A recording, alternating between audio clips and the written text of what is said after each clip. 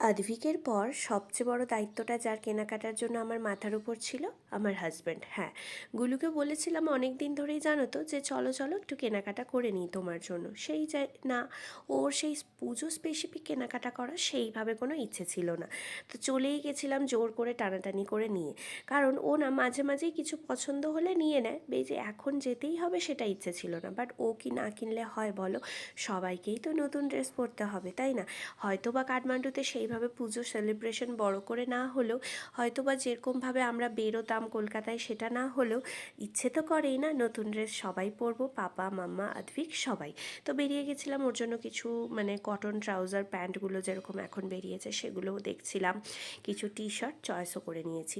তো অনেকটা কষ্টের পর মানানোর পর ওর শপিংটা করাতে পারলাম, তাও খুব অল্প স্বল্প কিছুই নিয়েছে। দেন আগের দিন তোমাদেরকে বলেছিলাম না যে আদ্ভিকের হচ্ছে কিছু ড্রেস শপিং করেছি, তো ওর না শ্যুজটা আর সক্সটা বাকি থেকে গেছিলো। শ্যুজ ও যেটা পরতো সেটা একটু ছোট হয়ে গেছে, একটা নতুন নেবো বলে। তো চয়েস করে ফেললাম, সেটাও তোমাদেরকে ভিডিওর এন্ডে দেখিয়ে দিচ্ছি। ও মা, খাওয়া দাওয়া তো করতে হবে, বাট এই যে ঠান্ডা লেগে গেছিলো, ইচ্ছে একদমই ছিল না।